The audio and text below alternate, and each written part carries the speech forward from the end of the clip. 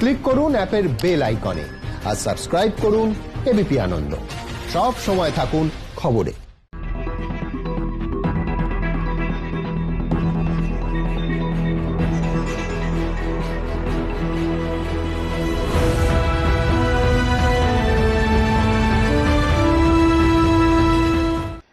কর্মমোদের ধর্ম বলি, কর্ম করি রাত্রি দিন। যতীন্দ্রনাথ বাগচি। এখন কথা হচ্ছে কোনটা কর্ম, কোনটা অপকর্ম, আর কোনটা রাজনৈতিক কর্ম। এর ব্যাখ্যা নিয়ে গোটা দিন টান টান নাটক চলল। কেন্দ্রীয় প্রতিনিধি দলের আশা নিয়ে যে টানাপোড়েন গতকাল থেকে আমরা দেখাচ্ছি, আজকে একটার পর একটা যেন নাটকের অঙ্ক অভিনীত হলো আমাদের সামনে। প্রথমে দেখলাম যে গুরুসদয় দত্ত রোডে এই কেন্দ্রীয় প্রতিনিধি দল যেখানে আছেন তার বেরোনোর রাস্তায় গার্ডরেল দিয়ে দিল পুলিশ। যার নেতৃত্বে এই কেন্দ্রীয় প্রতিনিধি দল এসেছে তার অভিযোগ যে অন্য 3টি রাজ্যে তারা সহযোগিতা পাচ্ছেন, কিন্তু পশ্চিমবঙ্গে পাচ্ছেন না। তৃণমূলের স্পষ্ট বক্তব্য, যেভাবে এই প্রতিনিধি দল আসার পরে মুখ্যমন্ত্রীকে জানানো হয়েছে সেটা যুক্তরাষ্ট্রীয় কাঠামোর সম্পূর্ণ পরিপন্থী। বিকেল গড়াতে না গড়াতে রাজ্যের মুখ্য সচিবের কাছে কেন্দ্রীয় স্বরাষ্ট্র সচিবের চিঠি এসে পৌঁছলো। কি লেখা সেই চিঠিতে? তাতে বলা হচ্ছে যে কলকাতা এবং জলপাইগুড়ি 2টি কেন্দ্রীয় দলকে রাজ্য এবং স্থানীয় কর্তৃপক্ষ কোনো সহায়তা করেনি। এর অর্থ হলো বিপর্যয় মোকাবিলা আইন 2005 মোতাবেক কেন্দ্রীয় নির্দেশ এবং সুপ্রিম কোর্টের আদেশ লঙ্ঘন করা। তারপর অবশ্য পুলিশি তত্ত্বাবধানে কলকাতা পরিদর্শনে বেরোন প্রতিনিধিরা, কিন্তু তারা কি দেখলেন, কাদের সঙ্গে কথা বললেন, আদৌ এই লকডাউনের পরিস্থিতি যাচাই করলেন কিনা, সেই ব্যাপারটা শেষ পর্যন্ত অপরিষ্কারই রয়ে গেল। আমি শুরুতে আপনাদের দেখাবো যে এই টান টান নাটক যা গোটা দিন ধরে চলল তার বিভিন্ন অঙ্ক, বিভিন্ন পর্যায় দেখুন। করোনা আবহে কেন্দ্রীয় প্রতিনিধি দলের বঙ্গ সফর ঘিরে তুমুল সংঘাতে জড়ালো দিল্লি এবং বাংলা। প্রথম দিনই কেন্দ্রের প্রতিনিধি দলকে বাধা দেওয়ার অভিযোগ উঠল রাজ্যের বিরুদ্ধে। রাজ্যকে কার্যত সতর্ক করে মুখ্য সচিব রাজীব সিনহাকে চিঠি পাঠালেন কেন্দ্রীয় স্বরাষ্ট্র সচিব অজয় ভাল্লা। চিঠিতে তিনি লিখেছেন, 2005 সালের বিপর্যয় মোকাবিলা আইন মোতাবেক কেন্দ্রীয় প্রতিনিধি দলকে রাজ্যে পাঠানো হয়েছে। 31শে মার্চ সুপ্রিম কোর্টও নির্দেশ দিয়েছে সাধারণ মানুষের সুরক্ষার কথা মাথায় রেখে কেন্দ্রের নির্দেশ মেনে চলতে হবে রাজ্যকে। আমাদের নজরে এসেছে কলকাতা ও জলপাইগুড়িতে প্রতিনিধি দলকে রাজ্য প্রশাসন সাহায্য করছে না, তাদের পরিদর্শনে বাধা দেওয়া হচ্ছে।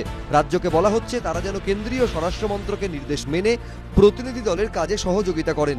महाराष्ट्र, मध्य प्रदेश, राजस्थान में इन टीमों को अपने कार्यों में राज्य सरकार का भरपूर सहयोग मिल रहा है, परंतु गृह मंत्रालय को यह फीडबैक मिला कि पश्चिम बंगाल में जो टीमें कोलकाता और जलपाईगुड़ी गई हैं उनको राज्य सरकार और स्थानीय प्रशासन से सहयोग प्राप्त नहीं हो रहा है। गृह मंत्रालय ने आज राज्य सरकार को पत्र लिखकर यह निर्देश दिया है कि वे गृह मंत्रालय के 19 अप्रैल 2020 के ऑर्डर का पालन करें, सभी आवश्यक इंतजाम सुनिश्चित करें ताकि ये जो इंटर मिनिस्ट्रियल सेंट्रल टीम है ये सुचारू रूप से अपनी जिम्मेदारियों का निर्वहन कर पाए।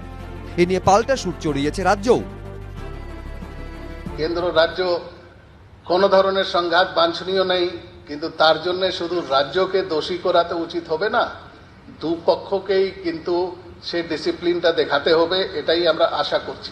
আমাদের প্রোটোকল এটাই রয়েছে, যদি কেউ কেন্দ্রীয় দল এখানে আসে, চিফ সেক্রেটারি একমাত্র অথরাইজড লোক আছেন যিনি কোনো কেন্দ্রীয় দল অথবা কেন্দ্রীয় লোকের সঙ্গে কথা বলবেন। কিন্তু নর্থ বেঙ্গল টিম ওনারা সরাসরি দিল্লি থেকে নর্থ বেঙ্গল গেছেন, তাতে আমাদের যে প্রোটোকল আছে সেটা কিন্তু খর্ব হয়েছে।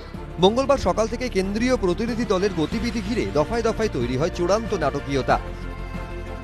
মঙ্গলবার সকাল 10টার কিছু পরে গুরুসদয় দত্ত রোডে বিএসএফ এর অফিসার্স ইনস্টিটিউট থেকে কনভয় নিয়ে 3টি গাড়িতে করে বেরোয় কেন্দ্রের প্রতিনিধি দলটি। গুরুসদয় দত্ত রোড থেকে বেরিয়ে সোজা সৈয়দ আমির আলী অ্যাভিনিউ এর দিকে এগোতে থাকে কনভয়।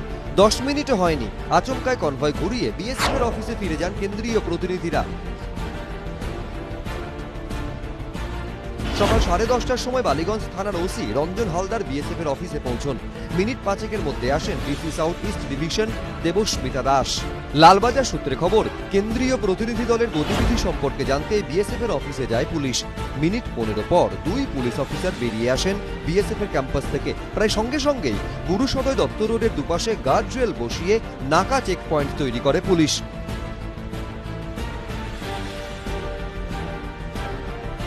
গুরুসদয় দত্ত রোডের ঠিক ডান দিকে সৈয়দ আমির আলী এভিনিউর দিকে পুলিশ আধিকারিকরা নাকা করে প্রচুর সংখ্যক পুলিশ বাহিনী ওখানে দাঁড়িয়ে রয়েছেন এবং গাড়ির মুভমেন্ট সেটা রেস্ট্রিকশনস রয়েছে। এবং ঠিক উল্টো দিকে একই রকম ছবি, দিকে যেমন আমির আলী এভিনিউর দিকে হয়েছে, অন্যদিকে ইস্টার্ন কমান্ডের এই অফিসকে কেন্দ্র করে ঠিক উল্টো দিকের ছবিটা দেখানোর জন্য বলবো এখানেও কিন্তু বালিগঞ্জ থানার ওসি, অ্যাডিশনাল ওসি, এছাড়াও কড়িয়া থানার পুলিশ আধিকারিকরা ব্যারিকেড বানিয়েছেন এবং বহিরাগতদের যে মুভমেন্ট, লকডাউনের মধ্যে যে মুভমেন্ট, সেই মুভমেন্ট কিন্তু এখানেও রেস্ট্রিকশন রয়েছে। বেলা 12:35 গুরুসদয় দত্ত রোড থেকে একটু পিছিয়ে যায় গার্ডরেল। একটা বালিগঞ্জ সার্কুলার রোডের কাছে, অপর গার্ডরেল তখন সৈয়দ আমির আলী অ্যাভিনিউ এর মুখে।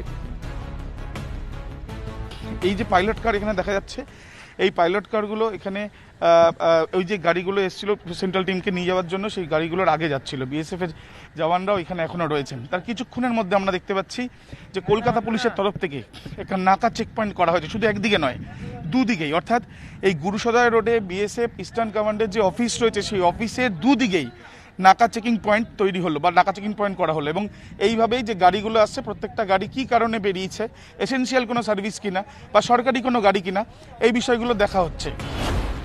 বেলা 1:45 নাগাদ বিএসএফ এর ক্যাম্পের ভেতরে এবং বাইরে বন্দুকধারী জওয়ান মোতায়েন করা হয়। দুপুর 2:10 রাজ্যের মুখ্য সচিব পৌঁছন বিএসএফ অফিসার্স ইনস্টিটিউটে। কেন্দ্রীয় প্রতিনিধি দলের সঙ্গে 1 ঘন্টা বৈঠক করে বেরিয়ে যান মুখ্য সচিব। পরিদর্শনের প্রথম দিনই কেন্দ্রীয় প্রতিনিধি দলকে বাধা দেওয়ার অভিযোগ তোলেন প্রতিনিধি দলের প্রধান। In fact, we made it very clear that we would be moving around only with a state government liaison officer because our work can be effective only in case the state government comes with us. I would also like to add that these teams have gone to other states also like Madhya Pradesh, Maharashtra and Rajasthan, and they are getting full support of the state governments. পাল্টা জবাব দেয় রাজ্য। গতকাল অপূর্ব চন্দ্র আর ওনার team মেম্বাররা নবান্নতে এসে আমার সঙ্গে meeting করে গেছেন। আজকে আবার আমি গিয়েছি, ওনাদের সঙ্গে কথা বলেছি। কেন্দ্র সরকার আমাদের সঙ্গে যোগাযোগ করে এই টিম পাঠালে ভালো হতো। আপনারা জানেন মাননীয় মুখ্যমন্ত্রী ইতিমধ্যেই মাননীয় প্রধানমন্ত্রীর কাছে প্রতিবাদ জানিয়ে চিঠি দিয়েছেন। গুরুসদয় দত্ত রোডে পুলিশি নাকা নিয়েও শুরু হয় রাজনৈতিক তরজা। কেন্দ্রীয় টিমকে আটকানো মানে এটা পরিষ্কার বোঝা যাচ্ছে ডাল মে কালা হয়, আর সেই কালা যাতে তারা দেখে না ফেলে তার জন্য টিমকে আটকানো হচ্ছে। কেন্দ্রীয় টিমকে আটকে সমস্যাকে গোপন করা যাবে না।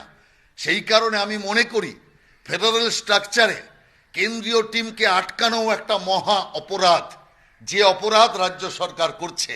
মানুষের জীবনকে নাকায় আটকে দেবার ব্যবস্থা করছে, যদি ধরা পড়ে যায় অতএব কেন্দ্রীয় বাহিনীকেও নাকা করে দাও। কেন্দ্রীয় বাহিনী এসছে, তারা ঘুরবে, স্বচ্ছতার সাথে রিপোর্ট করবে, আবার দিল্লিকে বলবে যে বেআইনিভাবে নাক জানিয়ে আগে থেকে না খবর দিয়ে এসছে কেন, প্রতিবাদ করুক, কিন্তু ভয় কিসের? কেন্দ্রীয় প্রতিনিধি দলকে পাল্টা কটাক্ষ ছুড়ে দিয়েছে তৃণমূল। এখানে এসে একেবারে বিশেষ প্লেনে এসছেন, সেটা স্যানিটাইজ করা ছিল কিনা সেটাও তো দেখা দরকার ছিল। সুতরাং সেটা তো আমরা জানি না ওনারা কি করতে চাচ্ছেন। বিকেলে অবশ্য বিএসএফ এর অফিসার্স ইনস্টিটিউট থেকে ফের বেরোন কেন্দ্রীয় প্রতিনিধি দলের সদস্যরা। কনভয় শুরুতে ছিলেন কলকাতা গোয়েন্দা পুলিশের গুন্ডা দমন শাখার অ্যাসিস্ট্যান্ট কমিশনার সুদীপ চক্রবর্তী, ময়ূখ ঠাকুর চক্রবর্তী, আবির দত্ত ও আশাবুল হোসেন, এবিপি আনন্দ। রাজ্যের সবকটি উল্লেখযোগ্য রাজনৈতিক দলে তরুণ তুর্কি অথবা রাগী প্রৌঢ়দের এই অনুষ্ঠানে যোগ দিয়েছেন তারা আমি দেখছি। আমি প্রথমে যাব দেবাংশু ভট্টাচার্যের কাছে। দেবাংশু, এক হচ্ছে যে কেন্দ্র সরকারের, বিশেষ করে কেন্দ্রীয় স্বরাষ্ট্র সচিবের অভিযোগগুলো খুব স্পষ্ট। সেটা হচ্ছে কলকাতা এবং জলপাইগুড়ি দুটি দলকে কোনো রকম সাহায্য কর্তৃপক্ষ করেননি। কি তাদের করতে দেওয়া হয়নি? এলাকা পরিদর্শন করতে দেওয়া হয়নি, স্বাস্থ্যকর্মীদের সঙ্গে কথা বলতে দেওয়া হয়নি, বাস্তব পরিস্থিতি খতিয়ে দেখা, যে তিনটে তাদের মূল কাজ, কোনোটাই তাদের করতে দেওয়া হয়নি। এবং এই করতে না দেওয়ার অর্থ হলো বিপর্যয় মোকাবিলা আইন 2005 মোতাবেক যে নির্দেশ, কেন্দ্রীয় নির্দেশ এবং সুপ্রিম কোর্টের একটা অবজারভেশনের কথা এই চিঠির শুরুতেই বলা হয়েছে, সেই অবজারভেশন ভায়োলেট করা। আমার প্রশ্নটা খুব পরিষ্কার, সেটা হচ্ছে যে গোটা দিন ধরে আমরা একটা আমলাতান্ত্রিক যুদ্ধ দেখলাম, বিউরোক্রেটিক ওয়ার।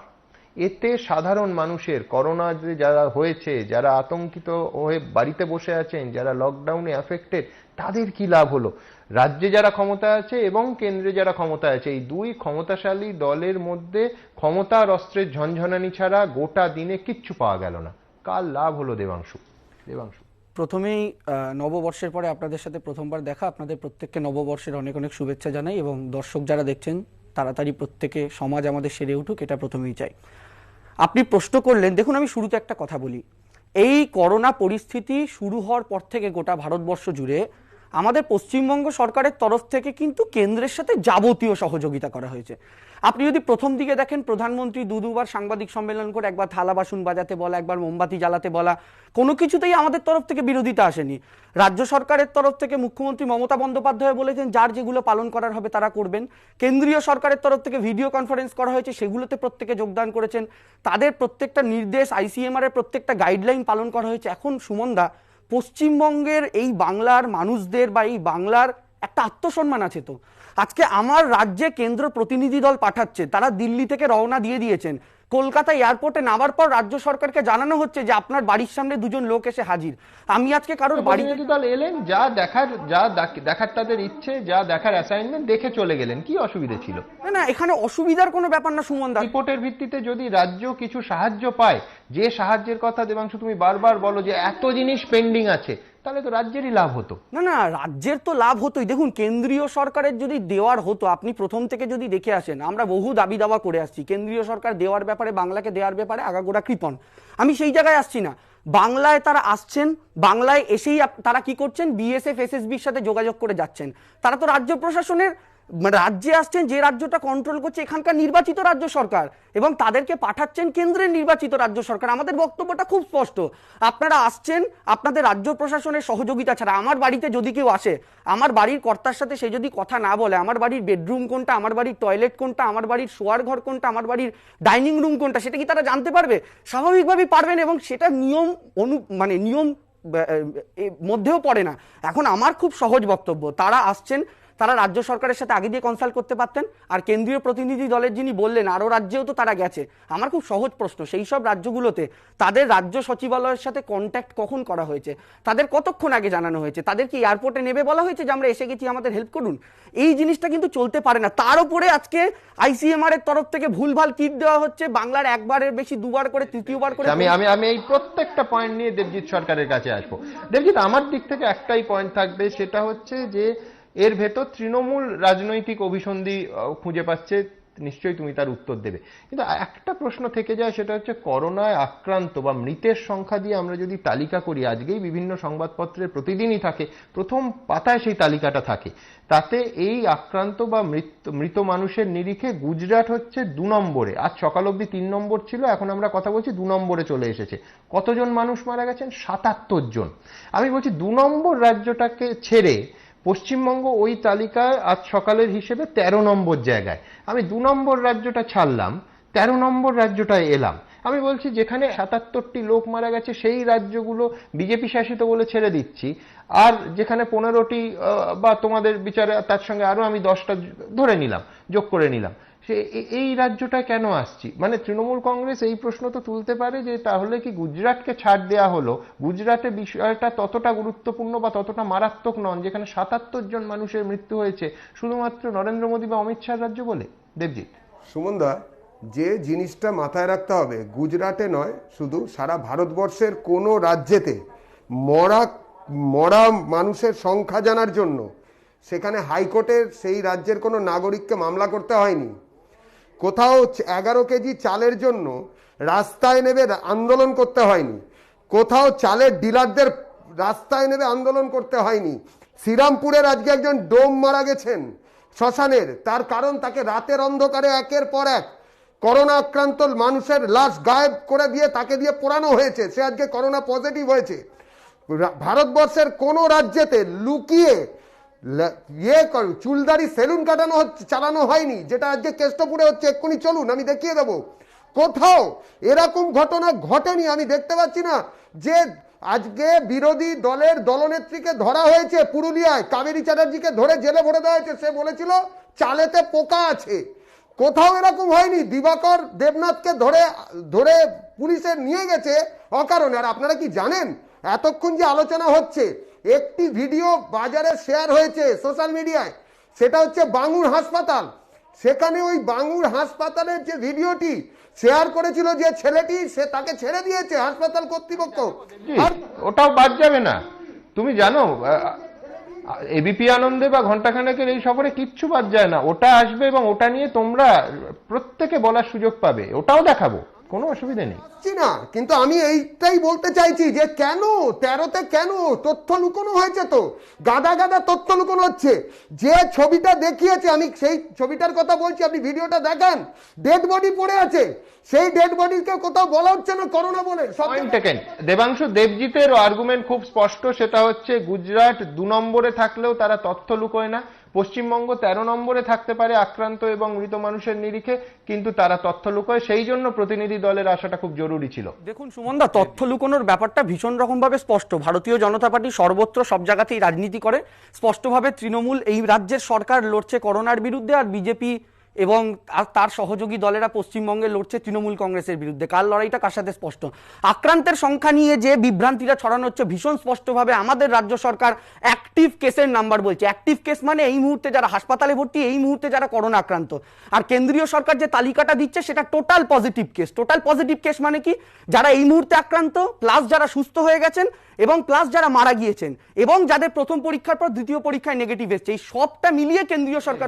বেশ, আমি আবার বলছি যে আমি যদি শুধু রাজ্য সরকারের পরিসংখ্যানটা নিই দেবাংশু, আমি শুধু রাজ্য সরকারের গতকাল মাননীয় মুখ্য সচিব একেবারে সাংবাদিক সম্মেলনে যে সংখ্যাটা বলেছে, আমি কে বেশি কে কম, কে দুটো বাড়লো কে দুটো কমলো সেদিকে যাবই না।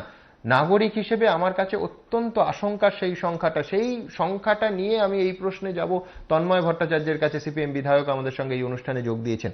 তন্ময়দা, গত 24 ঘন্টায়, আমি গতকাল থেকে ধরছি, 54 জন আক্রান্ত হয়েছেন। আমার কাছে এটা কিন্তু সরকারি পরিসংখ্যান, এটা নিয়ে কোনো বিতর্ক নেই, একদম নবান্ন থেকে দেয়া। গতকাল মুখ্য সচিব নিজে এই সাংবাদিক সম্মেলনে এই সংখ্যাটা দিয়েছেন। আমি বলছি একটা দিনের মধ্যে একটা রাজ্যে 54টা মানুষ তারা করোনায় আক্রান্ত হলেন, আমার কাছে খুব শকিং। এই গোটা দিন ধরে যে নাটকটা চললো বিভিন্ন দফায় বিভিন্ন অঙ্কে, তাতে সাধারণ মানুষ যারা হয় বাড়িতে আটকে আছেন, নয়তো তারা করোনা আশঙ্কায় কাঁপছেন, আর নয়তো করোনা আক্রান্ত, তারা কি পেলেন? মানে এই প্রতিনিধি দল এলো, তারা বেরোলেন না, চাপানুতর, এই এতগুলো চিঠি চালাচালি, সাধারণ মানুষ যারা করোনা থেকে মুক্তি এবং মুক্তির রাস্তা খুঁজছে, কি পেলেন তারা? তন্ময় ভট্টাচার্য। সুমন, আমি তোমার কাছে প্রথমে একটু বেশি সময় চাইব দুটো কারণে। আমি মনে করি দেবজিৎ এবং দেবাংশু গটাপে এক পক্ষ আর তরজায় দুই পক্ষ। আমি যা বলবো তা ওদের দুজনের বিরুদ্ধেই বলবো, পরে নিশ্চয়ই ওদেরকে তুমি সুযোগ দিও আমার কথার জবাব দেওয়ার। আমার প্রথমে মনে পড়ছে গত বছরের 3 ফেব্রুয়ারি ব্রিগেড প্যারেড গ্রাউন্ডের সমাবেশের পরে সেই দিনই সিবিআই এর রাজীব কুমারের বাড়িতে হানা দেওয়ার কথা। দ্বিতীয়ত, এ কথাটা ঠিক মাননীয় মুখ্যমন্ত্রী যখন বলেছেন যে ওরা খবর দেয়নি সঠিক সময়ে, সেটা যুক্তরাষ্ট্রীয় কাঠামোয় কাম্য না। আবার এটাও ঠিক যে সুপ্রিম কোর্টের আদেশ এবং ইতিপূর্বে যে আইন আছে সেই আইন অনুযায়ী কেন্দ্রীয় প্রতিনিধি দলকে সাহায্য করাটা উচিত। প্রশ্নটা হচ্ছে, যদি আমি মেনেও নিই যে যুক্তরাষ্ট্রীয় কাঠামো ভেঙেছে একটুখানি কেন্দ্রীয় সরকার, তাহলেও আমার রাজ্যের কি গোপন করার আছে? আমার মুখ্যমন্ত্রী আমাকে আশ্বস্ত করেছেন যে তিনি সাফিসিয়েন্ট N95 মাস্ক সমস্ত জায়গায় দিয়েছেন। তিনি আমাকে আশ্বস্ত করেছেন যে তিনি সাফিসিয়েন্ট PPE সমস্ত ডাক্তারদেরকে দিয়েছেন। তিনি হাজার হাজার লিটার হ্যান্ড স্যানিটাইজার বিভিন্ন জায়গায় দিয়েছেন। তিনি কোয়ারেন্টিনে পাঠাচ্ছেন, নিয়মিত তার তদারকি করছেন, যেখান থেকে এমআর বাঙুরের পচা লাশের গন্ধ ভেসে আসার কোনো সুযোগ নেই। আমার মুখ্যমন্ত্রী আমাকে প্রতি মুহূর্তে আশ্বস্ত করছেন এবং রাস্তায় ঝাড়ুদারকেও আশ্বস্ত করছেন তার ঝাঁটা হাতে নিয়ে কি করে স্যানিটাইজ করা যায়। রাস্তায় বেরিয়ে খড়ি দিয়ে গন্ডি কেটে মানুষকেও আশ্বস্ত করছেন কিভাবে তার ভাষার সোশ্যাল ডিস্টেন্সিং, আমাদের ভাষায় ফিজিক্যাল ডিস্টেন্সিং মেনটেন করতে হবে। এই সব কিছু আমার মুখ্যমন্ত্রী করছেন, আমি দেখতে পাচ্ছি। তো এত কিছু যে মুখ্যমন্ত্রী করছেন, যদি কেন্দ্রীয় প্রতিনিধি দল এসে অবাধে স্বাধীনভাবে ঘুরে বেড়ায়, তারা তো এগুলোই দেখবে যেগুলো আমার মুখ্যমন্ত্রী আমায় আশ্বস্ত করছেন, যেগুলো আমার মুখ্যমন্ত্রী গোটা রাজ্যকে দেখাচ্ছেন, যেগুলো প্রত্যেক দিন টেলিভিশনে 2 মিনিট বাদে বাদে বিজ্ঞাপনে আমরা দেখছি। এগুলোই তো কেন্দ্রীয় প্রতিনিধি দল দেখবে, অন্য কিছু তো দেখতে পাবে না। আর কেন্দ্রীয় প্রতিনিধি দলের সঙ্গে তো তোমার সাংবাদিকরা থাকবে, রাজ্যের প্রতিনিধিরা থাকবে। ইচ্ছে মতো তারা নিজেদের চোখ দিয়ে কিছু দেখবে এমন কোনো সুযোগও তো নেই। সুতরাং যদি অমিত শাহ কিংবা নরেন্দ্র মোদীর কোনো পরিকল্পনাও থেকে থাকে আমাদের রাজ্যকে বিপাকে ফেলার, তাহলেও রাজ্যের মুখ্যমন্ত্রী যেভাবে আমাদেরকে আশ্বস্ত করেছেন তার নিজের ভয় পাওয়ার কিছু নেই। তাহলে মাননীয় মুখ্যমন্ত্রী ওদেরকে সারাদিনে বেরোতে না দিয়ে ওদের জন্য আবার স্পেশাল লকডাউন কেন করলেন? তাহলে কি মাননীয় মুখ্যমন্ত্রীর ভয় আছে যে তিনি যা যা আমাদেরকে বলছেন আর বাস্তবে যা যা ঘটছে সেই দুটো আলাদা? এই প্রতিনিধি দল ঘুরে বেড়ালে সেগুলো ধরা পড়ে যাবে। এই প্রতিনিধি দল ঘুরে বেড়ালে দেখতে পাবে যে গতকাল রাত্রির বেলায় মেডিকেল কলেজ হসপিটাল থেকে রাত্রি 2টোর সময় যে নার্সটাকে বেলেঘাটা আইডিতে পাঠানো হয়েছে তার ইচ্ছার বিরুদ্ধে, সেই নার্সটা হাত জোর করে ছুটি চেয়েছিল, বলেছিল বেলেঘাটা আইডিতে গেলে আমি মারা যাব, আমায় ওখানে পাঠাবেন না। এই প্রতিনিধি দল ঘুরে বেড়ালে কি মেডিকেল কলেজের নার্সদের থাকবার জায়গাটা দেখতে পাবে, যে জায়গাতে একদিকে যারা করোনা রোগীদের সংস্পর্শে যাচ্ছেন তারা থাকছেন, আর একদিকে যারা অন্য ডিপার্টমেন্টগুলোয় চিকিৎসা করছেন তারা থাকছেন, কোনো ডিস্টেন্সিং মেনটেন করা যাচ্ছে না। এরা ঘুরে বেড়ালে কি সেইটা দেখতে পাবে যে মেডিকেল কলেজের যে বিল্ডিংয়ে করোনার জন্য রাখা হয়েছে তার 4র্থ এবং 5ম তলে যেখানে আইসোলেশন ওয়ার্ড বানানো হয়েছে সেখানে আইসোলেশনের নামে কার্যত কোনো ডিস্টেন্স নেই। এই প্রতিনিধি দল ঘুরে বেড়ালে হাসপাতালে চিকিৎসাধীন পেশেন্টদেরকে যে খাবার দেওয়া হচ্ছে সেই খাবারের গুণমান দেখতে পেয়ে যাবে। এইগুলোকে কি মাননীয় মুখ্যমন্ত্রী ভয় পাচ্ছেন? যদি এগুলোকে মাননীয় মুখ্যমন্ত্রী তালিকাটা একটু ছোট করতে হবে, কারণ মোটামুটি দেবজিৎ আর দেবাংশু মিলিয়ে যে সময়টা নিয়েছেন, তন্ময় একাই সেই সময়টা নিয়ে নিয়েছেন, কিন্তু আগেই তার ব্যাখ্যা দিয়ে দিয়েছেন। আমি দ্রুত গোটা দিন ধরে এই যে আমাদের রাজ্যের নাটকটা চললো তার প্রেক্ষিতে দিল্লি থেকে কলকাতা সর্বত্র কিন্তু রাজনৈতিক তরজা একেবারে পাল্লা দিয়ে চললো। আমি দ্রুত গোটা দিনের ছবিটা একবার দেখাবো, তারপর আবার আসবো এই বিতর্কে কংগ্রেসের প্রতিনিধির কাছে। দিল্লির প্রতিনিধিরা আগে পৌঁছে যাচ্ছে, তারপরে মুখ্যমন্ত্রী খবর পাচ্ছে, এটা কখনোই প্রত্যাশিত নয়, এটা দুর্ভাগ্যজনক। Well, the state government has been informed, right? There is no such thing that the state government needs to be informed 48 hours in advance. কেন্দ্রীয় প্রতিনিধি দলে রাজ্যে আসা নিয়ে সংঘাতে জড়িয়েছে দিল্লি ও বাংলা। অন্যদিকে এই ইস্যুতে তৃণমূল বিজেপি তরজাও তুঙ্গে।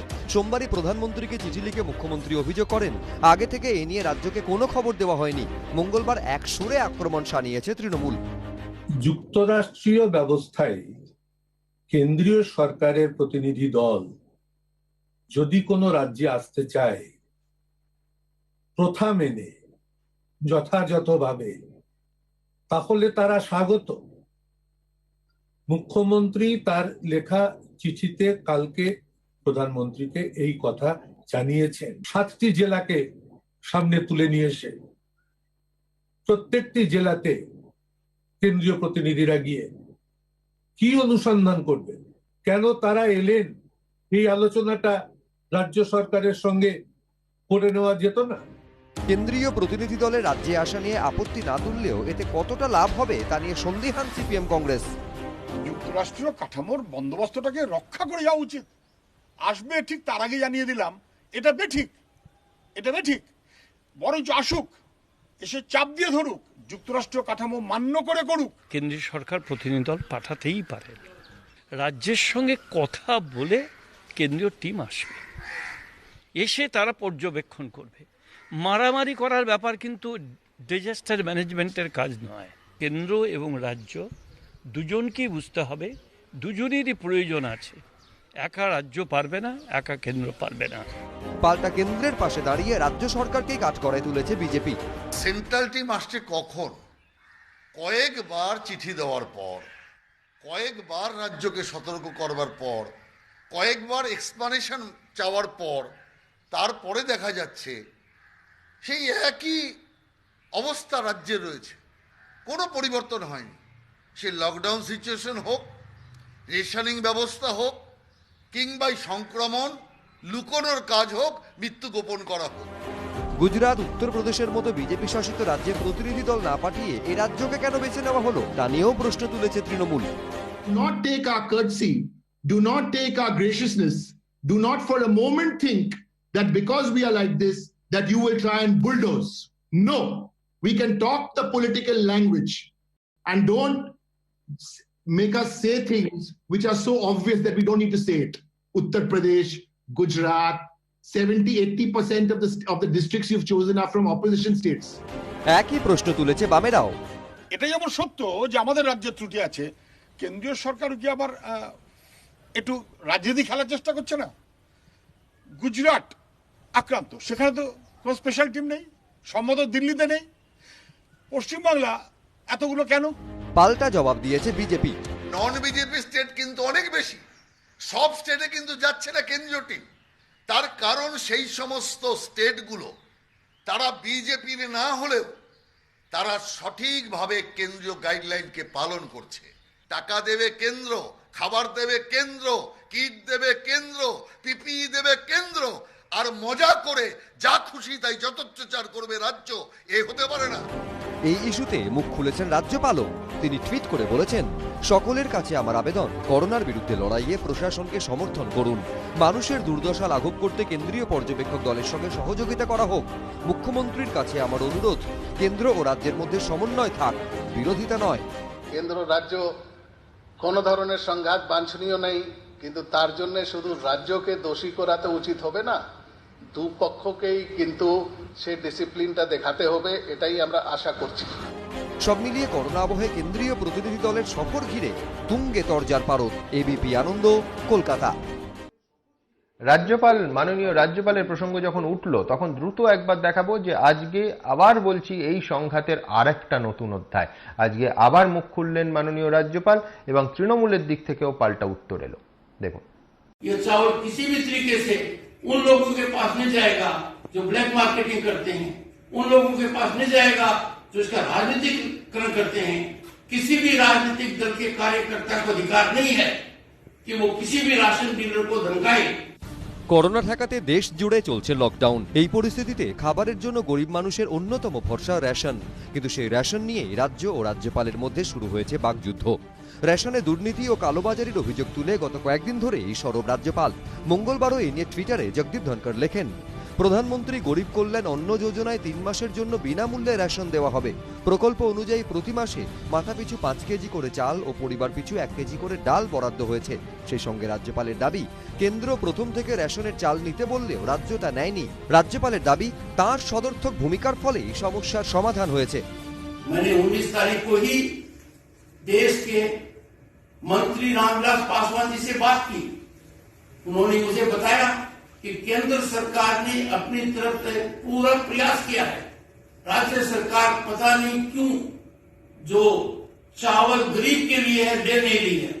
मैंने राज्य सरकार पर प्रभाव डाला, राज्य सरकार को पत्र लिखा कि मेरे प्रयासों के तहत राज्य सरकार ने कुछ सक्रियता दिखाई है और आज से उन्होंने फूड कॉर्पोरेशन ऑफ इंडिया से चावल लेना शुरू कर दिया है। যদিও খাদ্য দপ্তর এই দাবি মানতে নারাজ। খাদ্য দপ্তর সূত্রে খবর, এফসিআই এর গুদামে 1 লক্ষে বেশি চাল না থাকার কারণে সমস্যা তৈরি হয়েছিল। তবে কেন্দ্রের থেকে চাল নেওয়ার বিষয়ে জটিলতা কাটলেও তা বন্টন নিয়ে উঠেছে দুর্নীতি ও কালোবাজারির অভিযোগ। তা নিয়েও এদিন কার্যত হুঁশিয়ারির সুর শোনা গিয়েছে রাজ্যপাল জগদীপ ধনকরের মুখে। उम्मीद करता हूं कि यह चावल निश्चित रूप से आपका पेट भरेगा, जिनके पास जाना चाहिए उनके पास जाएगा। यह चावल किसी भी तरीके से उन लोगों के पास नहीं जाएगा जो ब्लैक मार्केटिंग करते हैं, उन लोगों के पास नहीं जाएगा जो इसका राजनीतिकरण करते हैं। রাজ্যপালের বিরুদ্ধে কড়া আক্রমণ শানিয়েছে তৃণমূল। রাজ্যপাল তো এক্সটেনশন অফিস অফ বিজেপি হয়ে যাচ্ছে। ওনাকে কি বিরোধী দলনেতার স্বীকৃতি দেওয়া হয়েছে নাকি? তাকে কথা বলতে হবে কেন? মুখ্যমন্ত্রী নিজে নেই? রামবিলাস পাসওয়ানের সঙ্গে উনি কথা বললেই হয়ে যাবে? উনি যদি এই লকডাউনের নিয়ম মেনে নিজের মুখটাও লকডাউন রাখতেন টুইটারটা লকডাউন থাকতো তাহলে হয়তো বাংলার মানুষ ওনাকে এত ভুল বুঝতো না। বিজেপি অবশ্য প্রত্যাশিতভাবেই রাজ্যপালের পাশে দাঁড়িয়েছে। যখন খাদ্য সংকট চলছে, হাহাকার চলছে, কেন রাজ্যের মুখ্যমন্ত্রী কেন্দ্রীয় সরকারের চাল আগে আসার পরেও সেই চালকে তুলে ডিস্ট্রিবিউশনের মধ্যে পাঠানো হলো না কেন? অতএব রাজ্যপাল যে কথা তুলেছে, অত্যন্ত সঙ্গত কথা তুলেছে।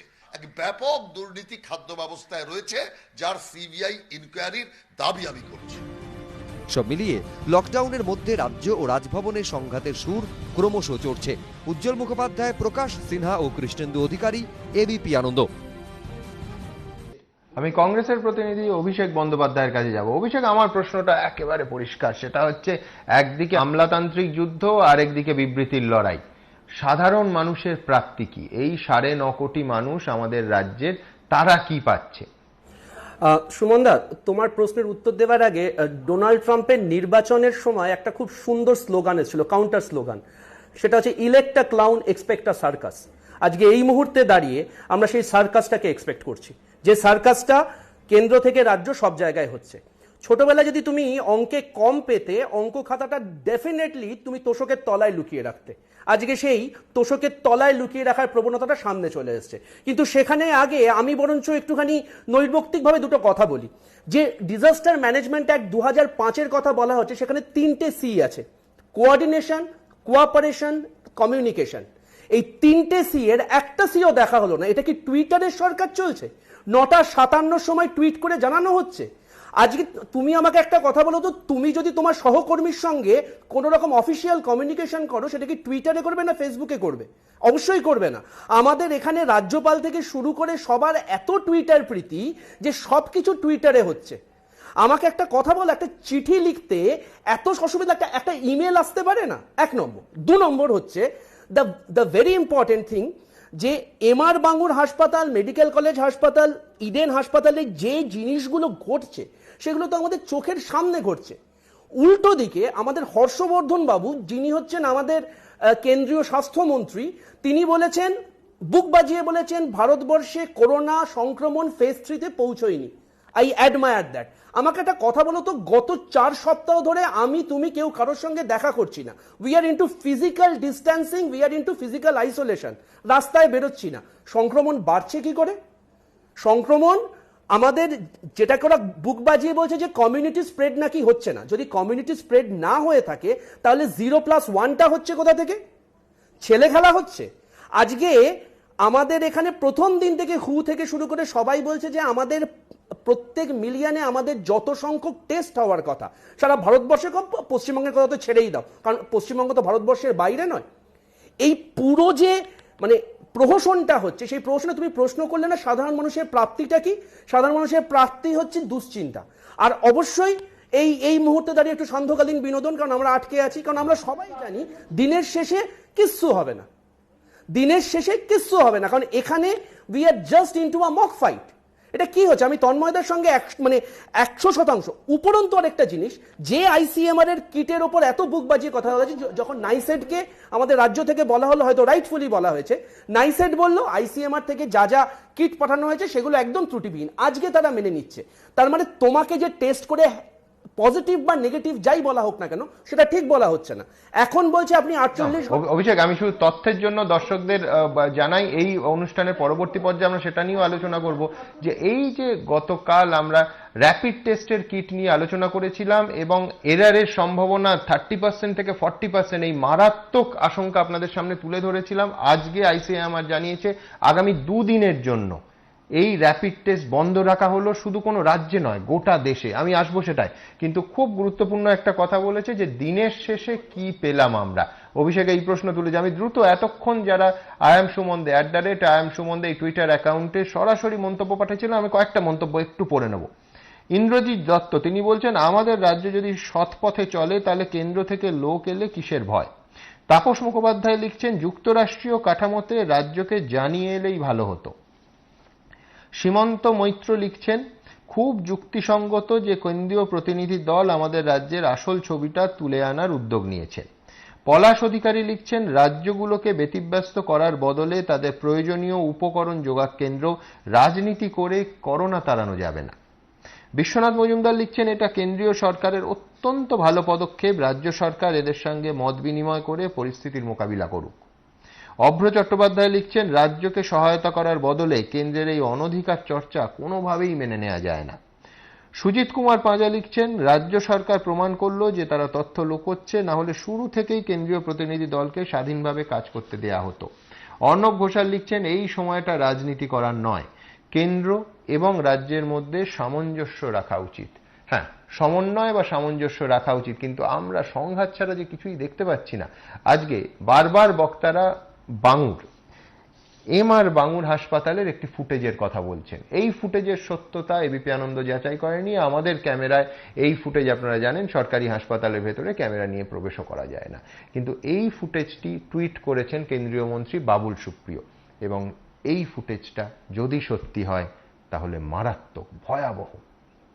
তৃণমূলের দিক থেকেও তীক্ষ্ণ প্রতিক্রিয়া এসেছে। আমি দ্রুত পাশাপাশি এই ফুটেজটা দেখাবো এবং এই বিষয়ে আলোচনায় ঢুকবো। দেখুন। কলকাতার এমআর বাঙুর হাসপাতালকে কোভিড হাসপাতালে পরিণত করেছে রাজ্য সরকার। করোনা ভাইরাসে সংক্রমিত অনেকের চিকিৎসাও চলছে সেখানে, কিন্তু সেই হাসপাতাল নিয়েই এবার চাঞ্চল্যকর অভিযোগ তুললেন বিজেপি সাংসদ তথা কেন্দ্রীয় প্রতিমন্ত্রী বাবুল সুপ্রিয়।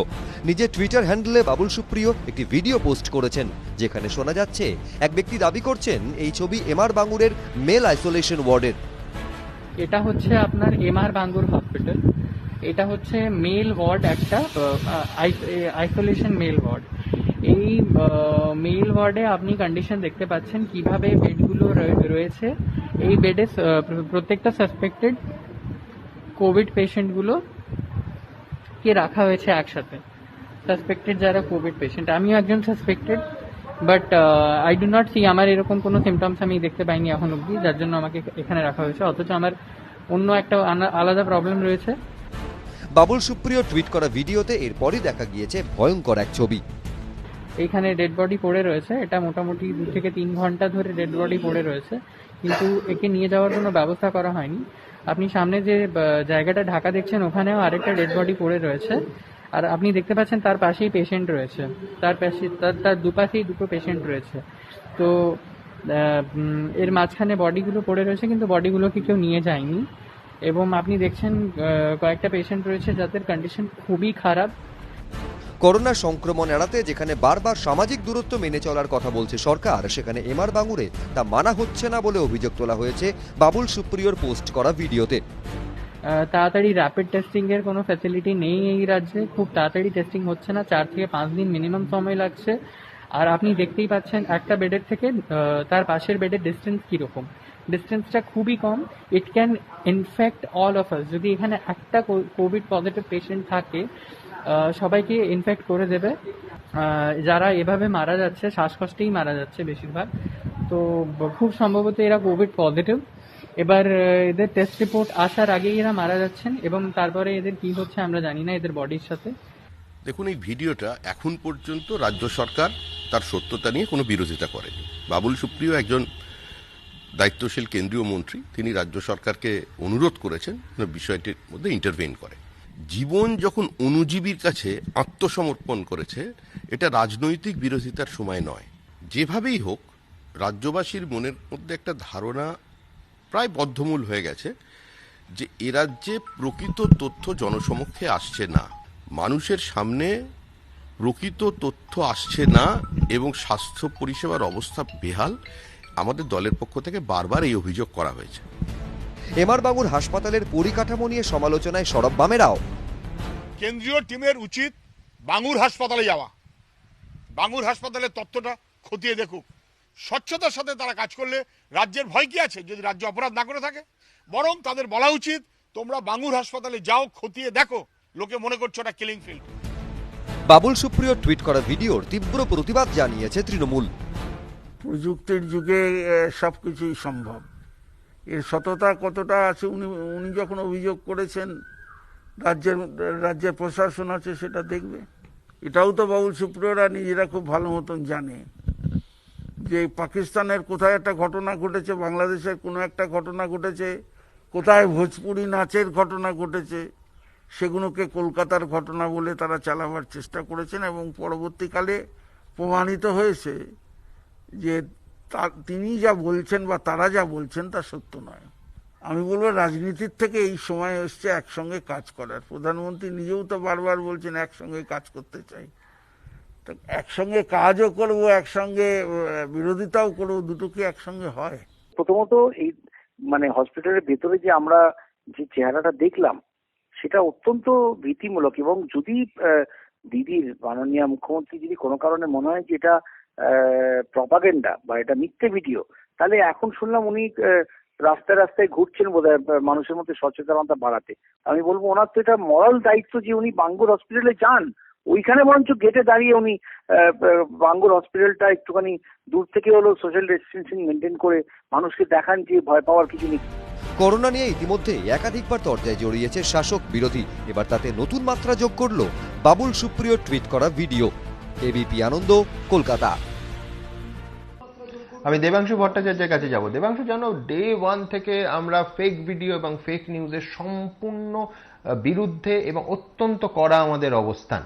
কিছুদিন আগে একজন যাত্রা শিল্পীকে দিয়ে অনাহারে তিনি নিজের মৃত্যু চাইছেন এইরকম অভিনয় করে আমরা দেখেছি এই অভিনয়, তারপর পুলিশ তাকে গ্রেফতার করেছে। তিনি নিয়মিত রেশন পেয়েছেন এবং অর্থের বিনিময়ে বিজ্ঞাপন করেছেন, এই বিবৃতি দিয়েছেন, সেই বিবৃতিও আমাদের সামনে এসেছে। বিশ্বাস করো, এই যে মারাত্মক ফুটেজ যা বাবুল টুইট করেছে, আমি নাগরিক হিসেবে চাই যে এটা ভুয়ো ফুটেজ হোক। তার কারণ এটা যদি সত্যি হয় ভয়াবহ ছবি কিন্তু আমাদের বলতে হবে দুটো কারণে। এক হচ্ছে যাদের সাসপেক্ট করা হয়েছে যে করোনা আক্রান্ত তাদের এত ক্লোজ প্রক্সিমিটিতে রাখা হয়েছে যে কারুর যদি ওই হয়তো 10-20 জনের ওয়ার্ড দেখা যাচ্ছে নাও হয়, এই ক্লোজ প্রক্সিমিটিতে কোনো রকম পিপিই ছাড়া যিনি সুস্থ তিনিও করোনা আক্রান্ত হয়ে পড়বেন। এটা 1 নম্বর কারণ। আর 2 নম্বর কারণ আরও মারাত্মক, মৃতদেহ পড়ে আছে কয়েক ঘন্টা। যিনি ভিডিওতে ধারাভাষ্য দিচ্ছেন তিনি বলছেন, আমি বলছি দেবাংশু, এই ছবি সত্যি হলে আমি বলছি মারাত্মক মারাত্মক ভয়াবহ অবস্থা। দেবাংশু, দেখুন, প্রথমেই একটা কথা বলি, বাবুল সুপ্রিয় সেই দলটাকে রিপ্রেজেন্ট করেন যার নাম ভারতীয় জনতা পার্টি, এবং সোশ্যাল মিডিয়ায় মিথ্যে প্রচার করা, যে দলটার একটা স্বভাব এবং মানুষ জেনে গেছে। আপনি একটু আগেই যাত্রা শিল্পীকে দিয়ে করা ভিডিওটার উদাহরণ দিলেন, এবং সবচেয়ে শকিং যেটা, ওই ভিডিওটা বিজেপির অফিসিয়াল টুইটার হ্যান্ডেল থেকে পোস্ট করা হয়, তারপরে কিন্তু বিজেপি ক্ষমা চায়নি তার জন্য যে আমরা একটা ভ্রান্ত ভিডিও অফিসিয়ালি পোস্ট করছি। এখন বিষয়টা হচ্ছে, যতদূর খবর সেটা হচ্ছে 20 তারিখে সকাল 7:20 নাগাদ। তৃণমূল বিজেপির ব্যাপার নয় এই ফুটেজটা। তুমি নাগরিক হিসেবে, একজন রাজ্যে শুভবুদ্ধি সম্পন্ন নাগরিক হিসেবে বলো, এই ভিডিও এই ফুটেজ যদি সত্যি হয় ভয়াবহ অবস্থা। এটা একদিন 1 ঘন্টার জন্য হলেও মারাত্মক। না, আপনাকে এবার একটা কথা বলি যে 20 তারিখ সকাল 7:20 নাগাদ ওই মেল আইসোলেশন ওয়ার্ডে 2 জন মারা যান।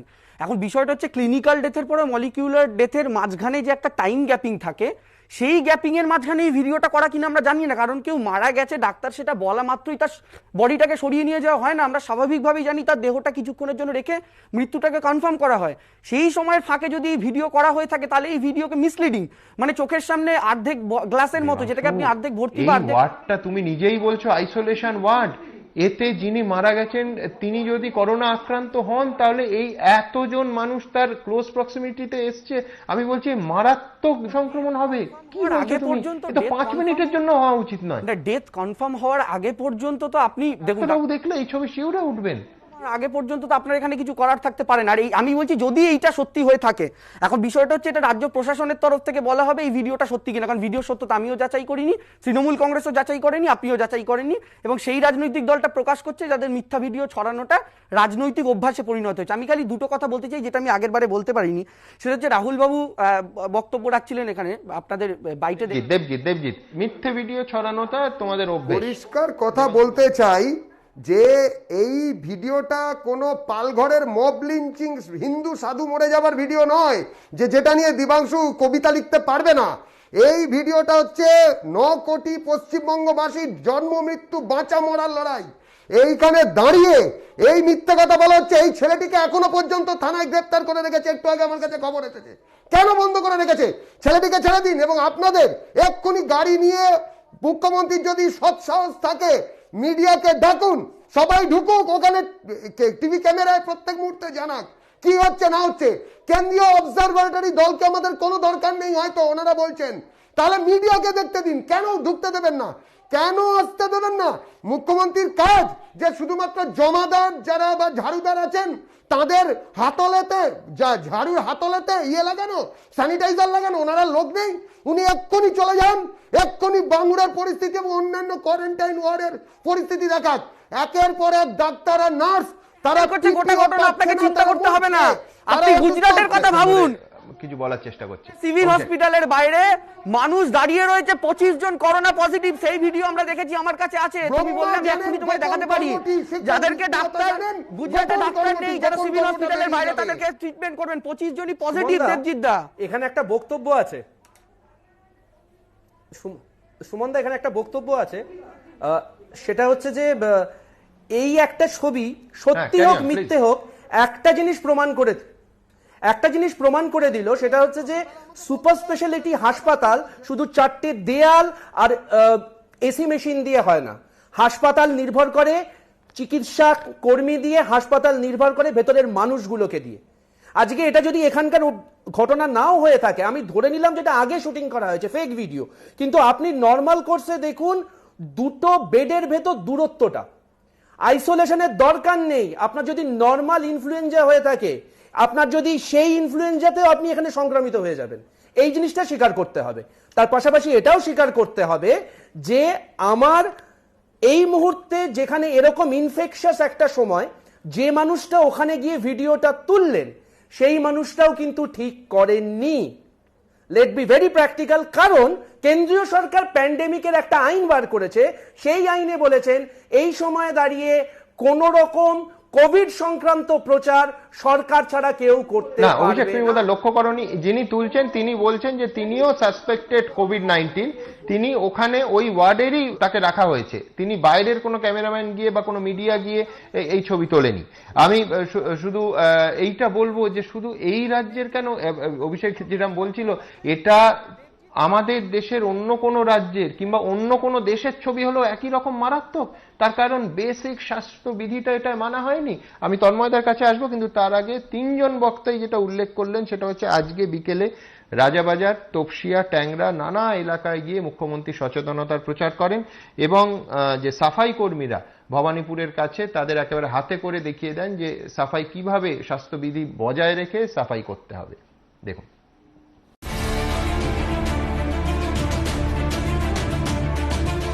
মঙ্গলবার বিকেলে কেন্দ্রীয় প্রতিনিধি দল যখন রাস্তায়, তখন মানুষকে সচেতন করতে কলকাতার পথে নামলেন মুখ্যমন্ত্রীও। রাজাবাজার, পার্ক সার্কাস থেকে তপসিয়া, ট্যাংরার মতো বিভিন্ন এলাকায় ঘুরলেন তিনি। কোথাও সাফাই কর্মীদের পরামর্শ দিলেন নিয়ম মেনে কাজ করতে।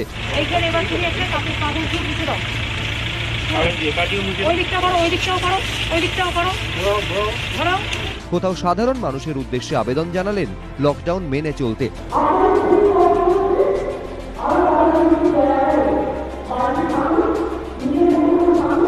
মঙ্গলবার দুপুরে নবান্ন থেকে বেরিয়ে প্রথমে রাজাবাজারে যান মুখ্যমন্ত্রী।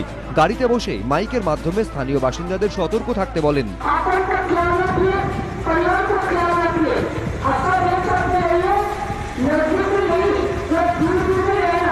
রাজাবাজারের পরিস্থিতি পরিদর্শনের পর মুখ্যমন্ত্রী পৌঁছন পার্ক সার্কাসে। করোনাকে ভয় পাওয়ার কোনো কারণ নেই যদি আপনারা ঠিকমতো চলতে পারেন। কেন্দ্রীয় সরকার এই লকডাউন করতে বলেছেন আমাদের, আমরা সেটা করছি। বাংলায় এখনো অনেক ছোট ছোট বাজার খোলা আছে, কিছু মুদির দোকানও খোলা আছে, যাতে মানুষের সাধারণ সামগ্রী পেতে অসুবিধে না হয়। যদি মনে করেন আপনার এলাকায় লকডাউনের জন্য আপনার কোনো সমস্যা হচ্ছে, আপনি লোকাল পুলিশকে নিশ্চয়ই জানাবেন। পার্ক সার্কাস হয়ে তপসিয়া মোড়ে যান মুখ্যমন্ত্রী। সেখানে গিয়েও স্থানীয় বাসিন্দাদের সাবধানে থাকার পরামর্শ দেন তিনি।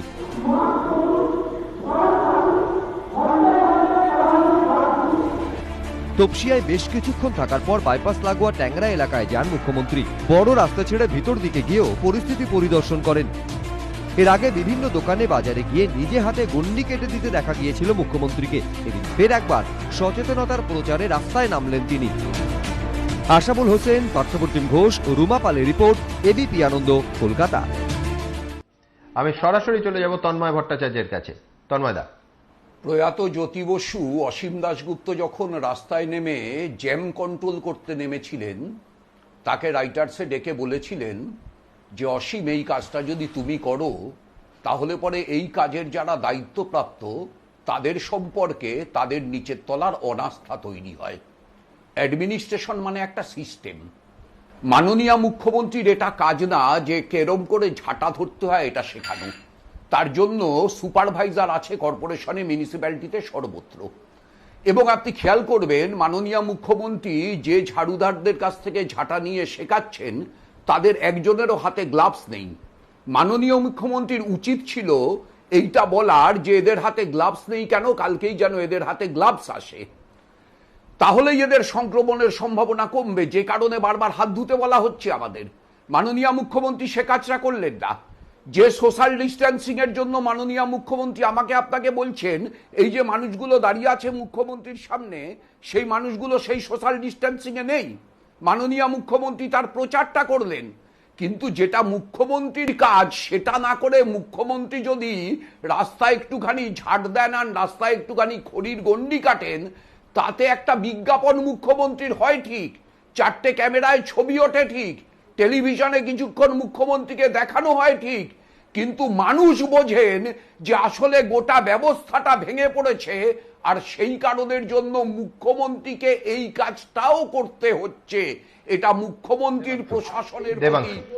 আমি প্রথমেই একটা কথা বলি, তন্ময়দা শুরুতেই অনেকগুলো বিরোধিতার কথা বলছিলেন মানে এই বক্তব্যের স্লটের আগে, এবং তিনি সোশ্যাল মিডিয়ায় করা কিছু পোস্ট, যে পোস্টের ভিত্তিতে অনেক কাল্পনিক কথাও বলেছিলেন, তিনি মনে হয় জানেন না যে পোস্ট দেখে তিনি সেগুলো বলেছেন সেটাও ডিলিটও করে দিয়েছেন পরবর্তীকালে একজন। এখন যে বিষয়টা উনি বললেন, ওনার অভিযোগগুলো অনেক ছিল এর আগেও, কিন্তু দুঃখের বিষয় বিমানবাবু, সূর্যবাবুরা যখন পরবর্তীকালেও মমতা বন্দ্যোপাধ্যায়ের সাথে দেখা করতে গেছেন তখন তারা এগুলো কিছু বলতে পারেননি, কিন্তু রোজ তন্ময়দা টেলিভিশন চ্যানেলে এসে বলে গেছেন। তার আগে যখন নবান্নে গেছেন তখনও তারা কিছু বলতে পারেননি, কিন্তু এখানে তন্ময়দা এসে টেলিভিশনে বলে গেছেন। উনি মুখ্যমন্ত্রীর কথা বললেন, মুখ্যমন্ত্রী মমতা বন্দ্যোপাধ্যায়, আমার একটু বলতে দেবেন তন্ময়দা, আপনার সময় আমি বলিনি, মুখ্যমন্ত্রী মমতা বন্দ্যোপাধ্যায়, মুখ্যমন্ত্রী মমতা বন্দ্যোপাধ্যায় কথা বসাচ্ছ কেন? আপনি আমাকে বলতে দিন, আপনার বলার সময় আপনি বলবেন, আপনি বলার সময় কেউ বললে বলেন তো, একটু শুনতে শিখুন তন্ময়দা, তন্ময়দা একটু শুনতে শিখুন, আপনার মুখে কথা বসিয়েছি আপনি পরে বলবেন।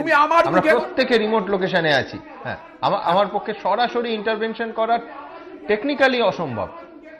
বিষয়টা হচ্ছে মুখ্যমন্ত্রী মমতা বন্দ্যোপাধ্যায় আগাগোড়া, আপনারা যদি বিরোধী সময় থেকে দেখেন, স্টিফেন কোর্টে আগুন লাগা থেকে শুরু করে পরবর্তীকালে উড়ালপুল ভেঙে পড়া থেকে শুরু করে বহরমপুরে বাস মাটিতে পড়ে যাওয়া, সর্বত্র মমতা বন্দ্যোপাধ্যায় সামনে থেকে লিড করে। এটা নতুন নয়, এবং তন্ময় বাবুদের জন্য মমতা বন্দ্যোপাধ্যায় জ্যোতি বসু কোন নেতাকে কি বলেছিলেন সেটা ভেবে মমতা বন্দ্যোপাধ্যায় তার লাইফস্টাইল পরিবর্তন করবেন না। এই মমতা বন্দ্যোপাধ্যায় আপনার কথা বা তিনি বেশ বেশ বেশ, এই তরজা আমি আবার বলছি, করোনার সময় এই তরজা আমাদের কোথাও পৌঁছে দেবে না। রাজনৈতিক তরজার ঊর্ধ্বে উঠে আবার বলছি, সংঘাত নয়, একমাত্র সমন্বয়, সমস্ত রাজনৈতিক দলের সমন্বয় এই করোনা মোকাবিলার ক্ষেত্রে একমাত্র আমাদের রাস্তা দেখাতে পারে। আমাদের পশ্চিমবঙ্গের ক্ষেত্রে তো এই কথা খুব দায়িত্ব নিয়ে আমি বলতে পারি। আমাদের আজকের ব্যঙ্গচিত্র কিন্তু রাজনৈতিক ব্যঙ্গচিত্র না, করোনা ব্যঙ্গচিত্র, এবং কোনো সন্দেহ নেই যে লকডাউনের ফলে কিছুটা করোনার এই যে অগ্রগতি সেটাকে রোধ করা গেছে। তবে এই অগ্রগতি যদি রোধ করা না যায় ভবিষ্যতে, তাহলে শেষ পর্যন্ত আমাদেরও বলতে হবে করোনাকে কেস দেবেন না প্লিজ। বিশ্বাস করুন, আমরা কেউ যতজন বিভিন্ন ইস্যুতে দ্বিমত পোষণ করছি, পারস্পরিক একেবারে রাজনৈতিক তরজায় জড়াচ্ছি, তারা কেউ চান না যে এ রাজ্যে করোনা অগ্রগতি হোক। আমি দ্রুত এবার চলে যাব, কেস দেবেন না প্লিজ, হ্যাঁ, করোনা ব্যঙ্গচিত্র দেখুন। কেস দেবেন না প্লিজ।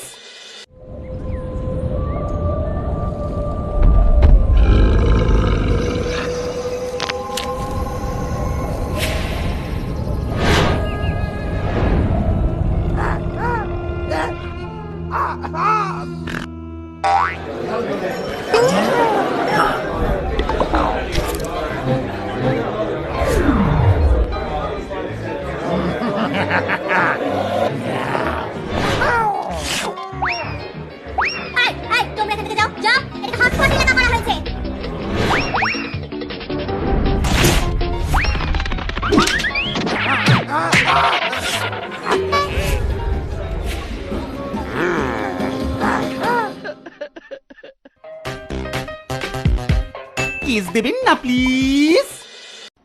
রাজনীতি থেকে এবার বিজ্ঞানে আসবো। গতকাল 24 ঘন্টা আগে এই অনুষ্ঠানে আপনাদের দেখিয়েছিলাম যে এই র্যাপিড টেস্টের সীমাবদ্ধতা কোথায়।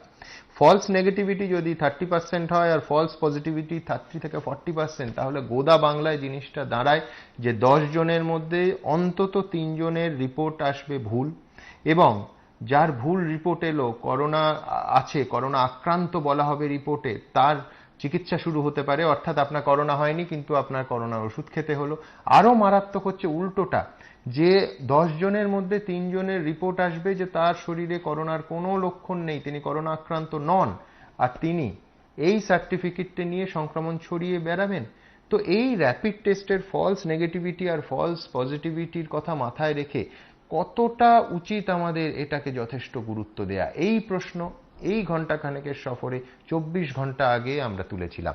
আর আজ এই অনুষ্ঠান যখন করছি, আইসিএমআর স্পষ্ট জানিয়ে দিল যে আগামী 2 দিন গোটা দেশে র্যাপিড টেস্ট বন্ধ থাকবে। তার কারণ বহু রাজ্য থেকে, বিশেষ করে রাজস্থান থেকেও এবং অন্যান্য বহু রাজ্য থেকে রিপোর্ট এসছে এবং সেই রিপোর্টে যথেষ্ট গোলমাল পাওয়া গেছে।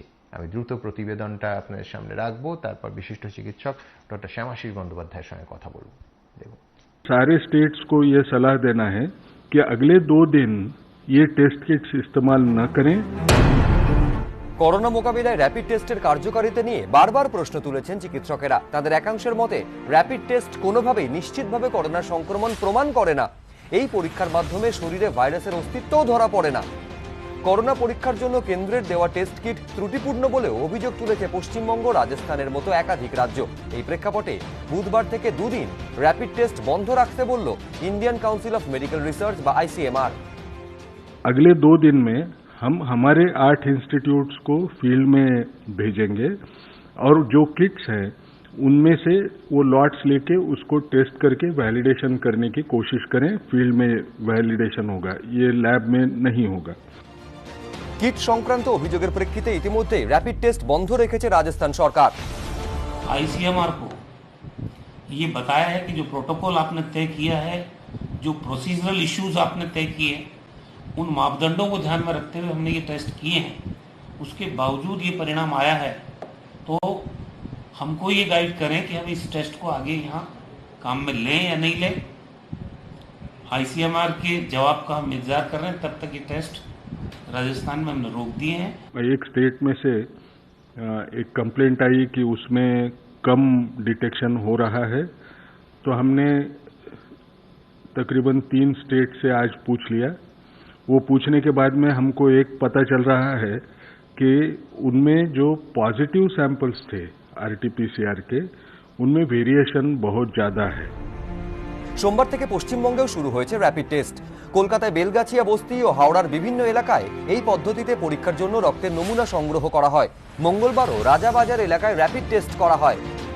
আমরা 3 দিন আগে বলেছিলাম যে যে আগে ইনস্টিটিউট অফ ভাইরোলজি থেকে আসতো কিটগুলো, সেইগুলোতে প্রবলেম ছিল না, কিন্তু যখন এটা নাইসেট থেকে আমরা নিতে শুরু করলাম তখন ইনকনক্লুসিভ টেস্ট বেরোতে শুরু করলো। আইসিএমআর থেকে যদি বলে 2 দিন বন্ধ রাখতে, তাহলে আমরা নিশ্চয়ই 2 দিন বন্ধ করবো, আমরা এখনো পাইনি। তবে টেস্ট কিটের মান নিয়ে যেভাবে অভিযোগ উঠছে তাতে পরীক্ষার কার্যকারিতা নিয়ে সন্দিহান বিশেষজ্ঞরা। আমাদের কিন্তু মূল হাতিয়ার হলো ডিটেকশন। সেই টেস্ট কিট যদি ভালো না থাকে তাহলে তো আমরা এগোতে পারবো না। হ্যাঁ, সবাইকে আমরা এক ধাঁচের আরটিপিসিআর করার মতো সঙ্গতি, সময়, মানুষের যাকে বলে আমাদের কি হিউম্যান পাওয়ার, সেটা ম্যান পাওয়ারটা এতটা বেশি তো নেই, তো যার জন্য আমাদের র্যাপিডলি ডিটেক্ট করতেই হবে। বিশেষজ্ঞ চিকিৎসকদের একাংশের বক্তব্য, করোনার মোকাবিলায় যখন নমুনা পরীক্ষায় সবচেয়ে গুরুত্বপূর্ণ, সেক্ষেত্রে কিট নিয়ে আরো সতর্ক হওয়া দরকার ছিল কেন্দ্রের। যে কোম্পানিগুলো এই কিট তৈরি করেছিল তাদেরকে অবিলম্বে ব্যান করা উচিত, কেন্দ্রীয় সরকারের ব্যান করা উচিত, এবং তাদেরকে কেন পারমিশন দিয়েছিল সেটাও তো একটা বড় প্রশ্নের মুখে, যে তারা মানুষের জীবন নিয়ে তারা খেলছে।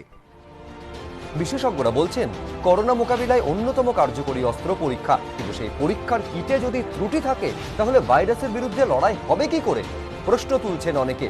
সন্দীপ সরকার ও আশাবুল হোসেন, এবিপি আনন্দ, কলকাতা। আমি ডক্টর শ্যামাশিস বন্দ্যোপাধ্যায়ের কাছে যাব। ডক্টর বন্দ্যোপাধ্যায়, আমি প্রথমে জানতে চাইবো, সেটা হচ্ছে আমি কালকেও বলছিলাম যে এই ফ্যালাসি, কিন্তু পরিসংখ্যানবিদ বিজ্ঞানীরা খুব সহজে বলেন ফ্যালাসি, কিন্তু যে ফ্যালাসি আমার আপনার জীবনের সঙ্গে যুক্ত, যে ফ্যালাসি আমার আপনার ভালো থাকা, সেরে ওঠা অথবা আরো খারাপ থাকার সঙ্গে যুক্ত, সেটা শুধু ফ্যালাসি বললে হবে না। ইনকনক্লুসিভ অবধি আমি বুঝলাম, কিন্তু তারপরে কিটের মান নিয়ে প্রশ্ন উঠছে এবং আইসিএমআর দুদিনের জন্য গোটা দেশে এই র্যাপিড টেস্ট বন্ধ করে দিল। কিভাবে এই সীমাবদ্ধতা আমরা কাটাতে পারবো, কিভাবে এগোতে পারবো ডক্টর ব্যানার্জি? কালকে আমরা এটা নিয়ে বিস্তারে আলোচনা হয়েছিল যে এই র্যাপিড আইজিএম ডিটেকশন টেস্টটা কার ওপর করব। আমি বারবার কালকেও বলবার চেষ্টা করেছি, আজকেও বলছি যে বোথ আরটিপিসিআর, র্যাপিড টেস্ট, এই ধরনের যে কোনো পরীক্ষা একটা প্রি টেস্ট প্রবাবিলিটিতে ডায়াগনোসিসের জন্য করতে হবে। আরেকটা হচ্ছে র্যাপিড টেস্টের মূল্য হচ্ছে এপিডেমিওলজিক্যাল সার্ভেলেন্সের জন্য। দুটোকে মিলিয়ে ফেললে হবে না। ঠিক যেমন আরটিপিসিআর করার জন্য একটা হিস্ট্রি নিতে হবে, 3 থেকে 5 দিন পরে টেস্টটা করতে হবে, র্যাপিড টেস্টও তেমনি অ্যাটলিস্ট 7-8 দিন পরে করতে হবে। সিমটম শুরু হওয়ার পরের দিনই যদি কেউ র্যাপিড টেস্ট করেন তাহলে তার র্যাপিড টেস্টে আইজিএম খুব কম আসবে। যদি 5-6 দিনে করেন, যখন জাস্ট আইজিএম আসা আরম্ভ করেছে, তখন একরকম ইনকনক্লুসিভ হবে। 8-9 দিন পরে যদি করেন তখন হয়তো ঠিকঠাক আইজিএম আসবে। সো এই টাইম আর হিস্ট্রি এটা ডায়াগনোসিসের খাতায় একরকম। আর যখন আমাকে হটস্পট বা রেড জোন বা ক্লাস্টার, আপনি যাই নাম দেন না কেন, যখন এপিডেমিওলজিক্যাল সার্ভেলেন্সের জন্য একটা অঞ্চলে বা একটা পাড়ায় বা একটা রাস্তায় বা একটা বাড়িতে এরকম একটা কোথাও করতে হবে, তখন তার মাপকাঠিটা আলাদা। সেখানে আপনি দেখছেন যে কমিউনিটির মধ্যে আপনার এই ভাইরাসের স্প্রেড কেমন হয়েছে এবং এগেনস্ট দ্য ভাইরাস কমিউনিটির অ্যান্টিবডি কেমন তৈরি হয়েছে। তো দুটো আলাদা ব্যাপার পুরো। আর কিটের ব্যাপারে যেটা বক্তব্য সেটা হচ্ছে যে এই ধরনের ভাইরাল যে সমস্ত ডায়াগনস্টিক কিটগুলো, সেগুলো অনেকাংশেই বাইরে থেকে আসে এবং আমাদের একসাথে এরকম লক্ষ লক্ষ কিট তৈরি করার ক্ষমতা নেই। আমরা আস্তে আস্তে হয়তো কিট তৈরি করতে পারবো অদূর ভবিষ্যতে। এটা খুব শর্ট টাইমের মধ্যে হয়েছে, সবকিছু প্রায় 1 মাসের মধ্যে RTPCR kit, IgM kit, ন্যাট kit সব নিয়ে একসাথে কাজ হচ্ছে। সো কিছু কিট বাইরে থেকে আসে, তাদের সবসময় যে গুণমান এক হবে সবাইকার সেটাও খুব বলা মুশকিল। খুব স্ট্যান্ডার্ড কোম্পানি না হলে তারা হয়তো তাদের যে কোম্পানির যে সিই বা সার্ভেলেন্স যেটা, সেটা হয়তো ঠিক মতো করেনি। এবং সেটা একদিকে আমি একটা পজিটিভ দিক দেখতে পাচ্ছি যে অ্যাটলিস্ট কিছু মিস্টেক হয়েছে, সেটা তো পিকড আপ হয়েছে।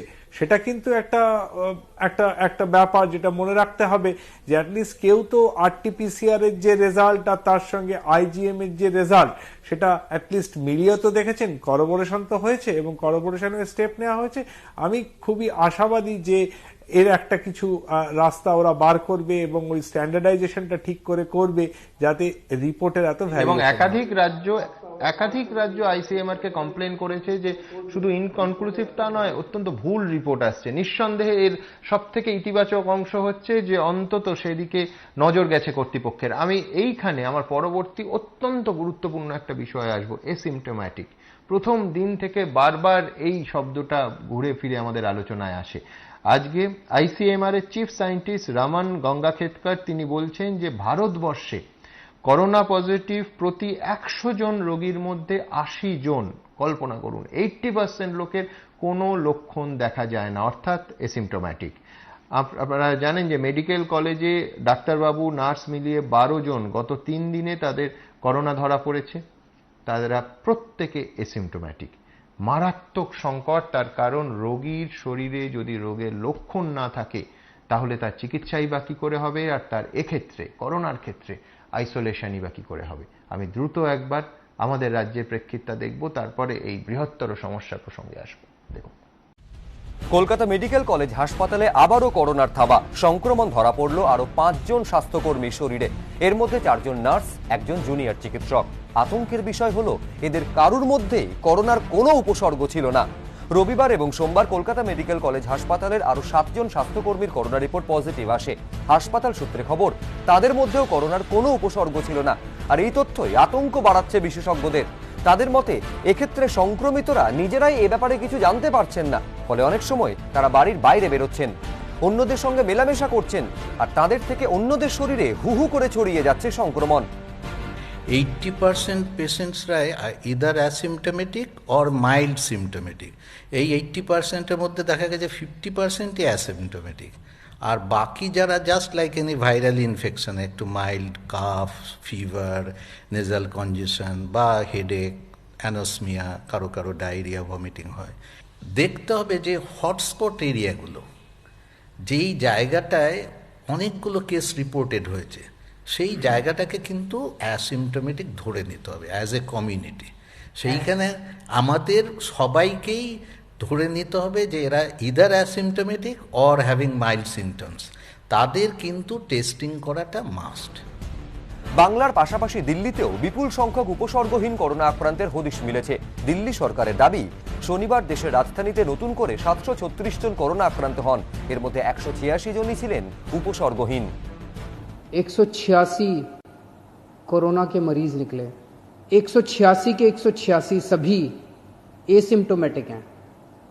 इनमें किसी में भी सिम्टम्स नहीं है, किसी को बुखार नहीं है, किसी को खांसी नहीं है, किसी को सांस की शिकायत नहीं थी, उनको पता ही नहीं था कि उनको कोरोना है। আইসিএমআর এর তরফে জানানো হয়েছে, এই প্রবণতা দেখা যাচ্ছে গোটা দেশেই। লক্ষণ লুকিয়ে ছোবল মারছে মারণ এই ভাইরাস। 100 लोगों को अगर इन्फेक्शन हुआ तो उसमें से 80 लोगों को इन्फेक्शन उसमें कोई लक्षण दिखाई नहीं देता। वो दिखने को भले एसिम्प्टोमेटिक रहे, उसको अगर हम जांच करें तो उसकी भी टेस्ट पॉजिटिव आने का चांस रहता है। এর থেকে বাঁচার উপায় কি? বিশেষজ্ঞরা বলছেন, উপসর্গহীনদের চিহ্নিত করার রাস্তা একটাই, দ্রুত এবং বেশি সংখ্যক পরীক্ষা। একমাত্র এই অস্ত্রেই মারণ ভাইরাসের মোকাবিলা সম্ভব। রেড জোনটা মেইনলি যেখানটায় সবচেয়ে বেশি সংখ্যক এই ধরনের রোগীর সংক্রমণ হয়েছে বা সংক্রমণের আশঙ্কা দেখা যাচ্ছে, সেইখানে যদি আমরা যার সিমটম হয়েছে তার, যার সিমটম হয়নি তারও, সব রুগীকে যদি ধরে ধরে আমরা র্যাপিড অ্যান্টিবডি টেস্টটা করি, তাহলে সেক্ষেত্রে আমরা রুগীর ডায়াগনোসিসের জন্য কিন্তু আমার জিন টেস্ট করতে হবে, আরটিপিসিআর, কিন্তু অ্যান্টিবডি টেস্টটা করে আমরা বুঝতে পারবো এপিডেমিওলজি এবং সার্ভেলেন্সটা কি হচ্ছে এবং রোগের ট্রেন্ডটা কি।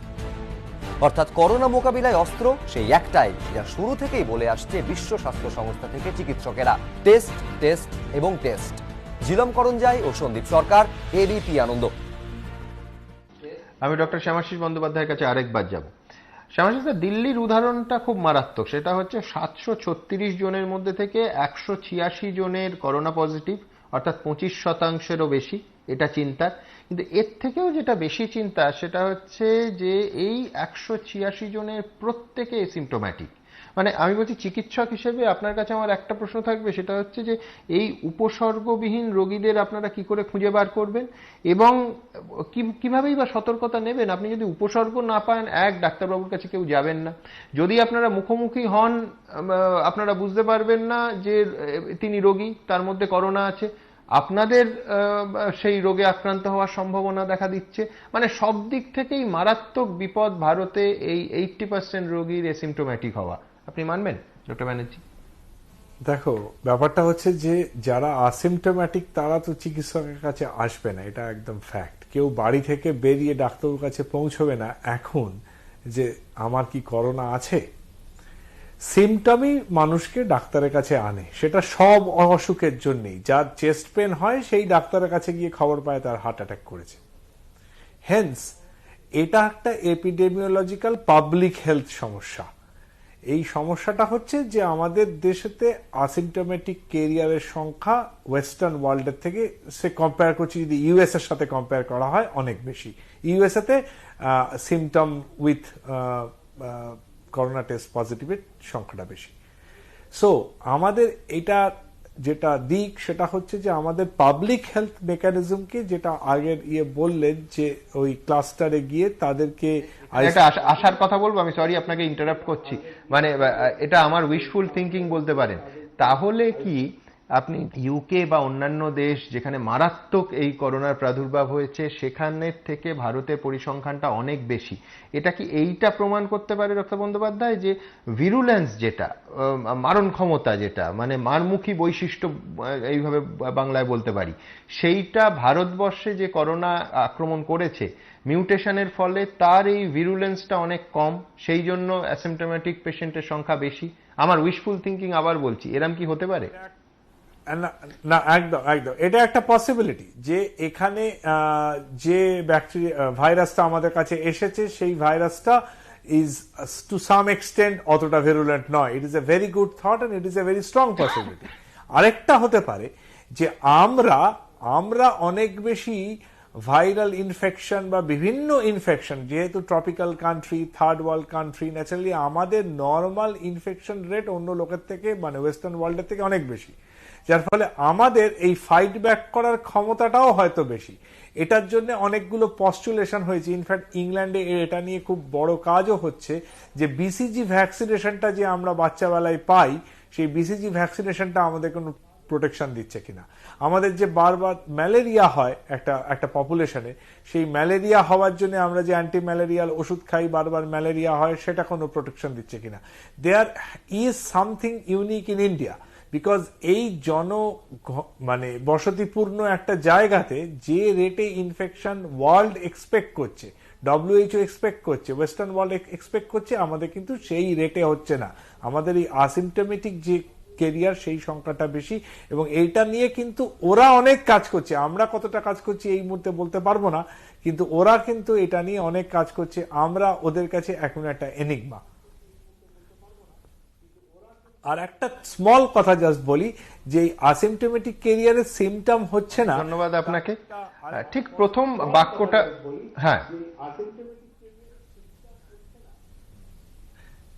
এর একটা পজিটিভ হচ্ছে ব্যাপার যে আমাদের যেহেতু হেলথ কেয়ার ফেসিলিটিটা স্কার্স, সেহেতু আমাদের প্রচুর সিমটোম্যাটিক পেশেন্ট হয়ে গেলে আমরা ম্যানেজও করতে পারবো না। সুতরাং এই অ্যাসিম্পটোমেটিক পেশেন্ট থাকাটা আমাদের জন্য সেই দিকে কিন্তু একটা হেলথ কেয়ার প্রভিশনের জন্য ভালো, যে অ্যাটলিস্ট আমরা যারা সিমটোম্যাটিক তাদের অ্যাটলিস্ট হেলথ কেয়ারটা পাচ্ছি দিতে। অনেক ধন্যবাদ ডক্টর বন্দ্যোপাধ্যায়।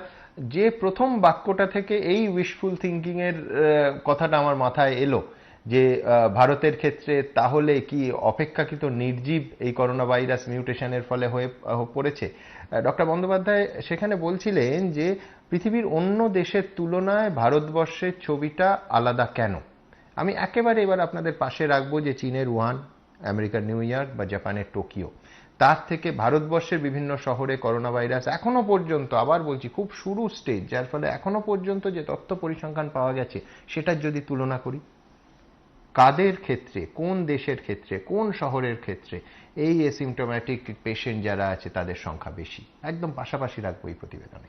দেখুন, জ্বর নেই, সর্দি কাশি নেই, শ্বাসকষ্টও নেই, কিন্তু করোনা আছে, অর্থাৎ উপসর্গ নেই কিন্তু অসুখ আছে। নোভেল করোনা ভাইরাসের এই প্রবণতায় এখন ঘুম কেড়েছে সারা বিশ্বের তাবড় চিকিৎসকদের। চীনের উহান, আমেরিকার নিউ ইয়র্ক কিংবা জাপানের টোকিও, বিভিন্ন দেশেই ক্রমশ বাড়ছে উপসর্গহীন করোনা আক্রান্তের সংখ্যা। একাধিক জার্নালে প্রকাশিত তথ্য বলছে কোনো উপসর্গ নেই, অথচ নভেল করোনা ভাইরাসে আক্রান্ত রোগীর সংখ্যা দিন দিন বাড়ছে। সংখ্যাটা কত 50 থেকে 80% পর্যন্ত।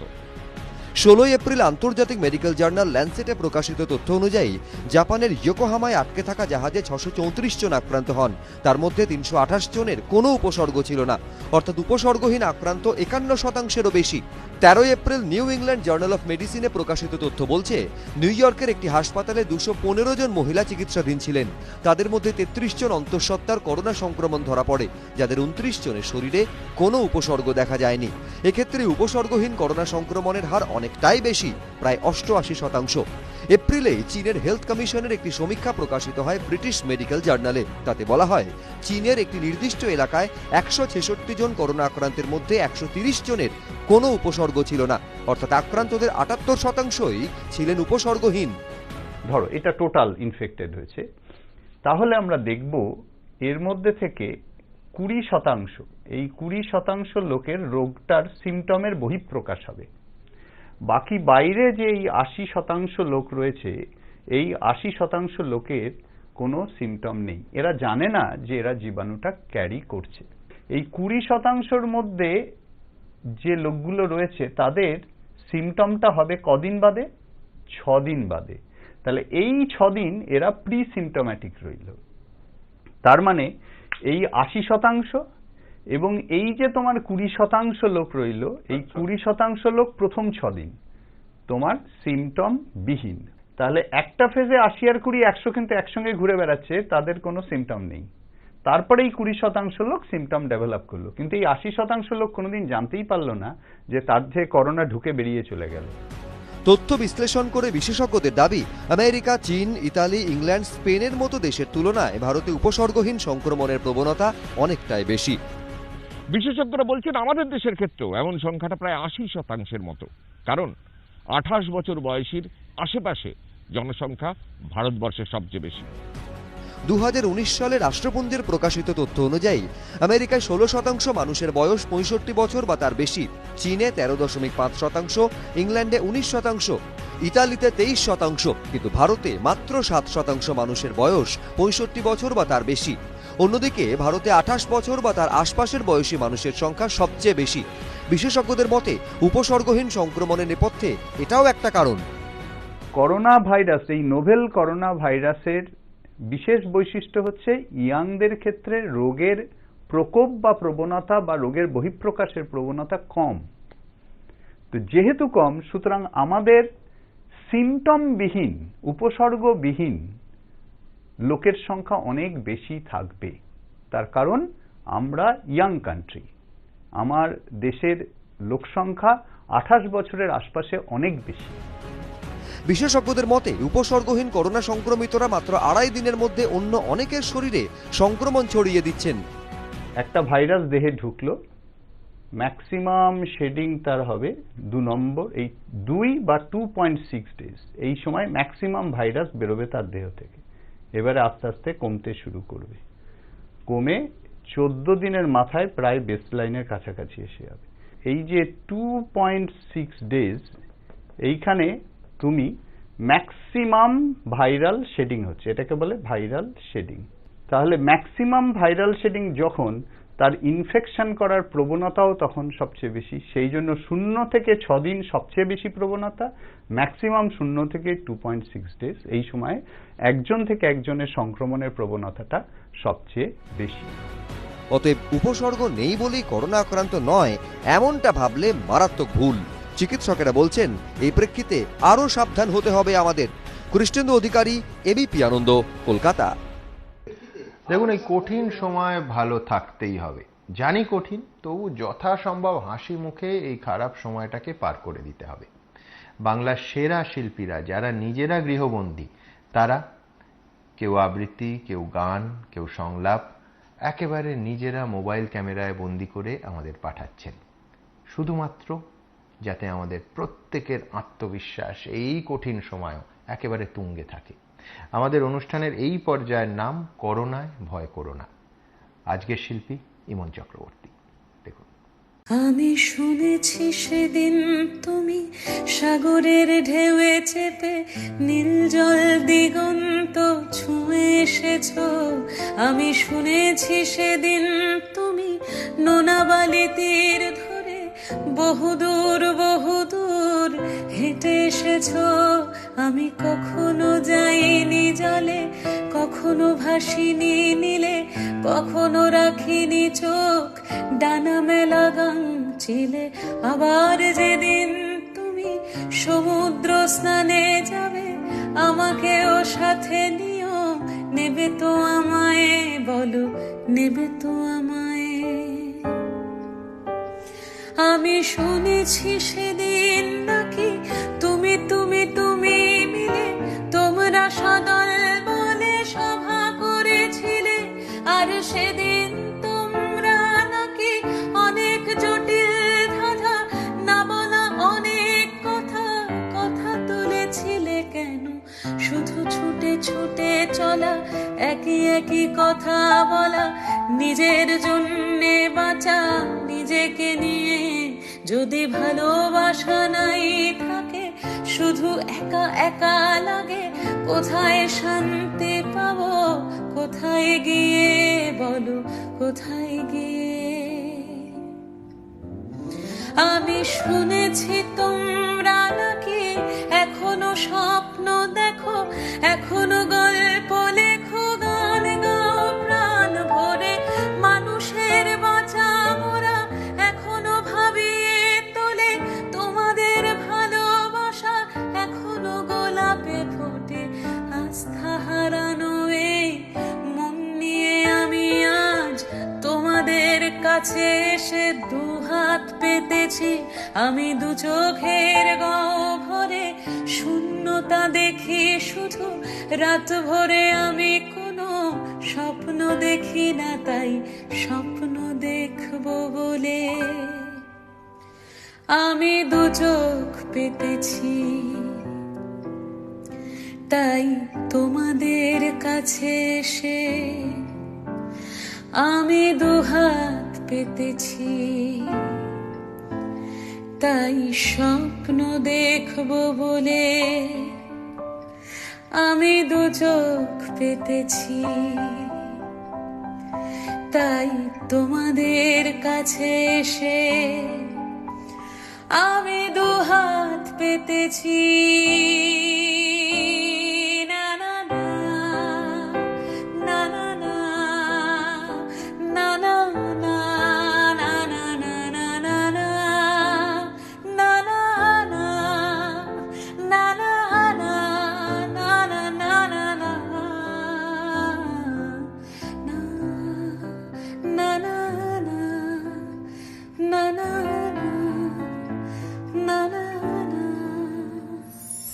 করোনার কাছে হারবো না, জিতবো আমরা, হার মানবো।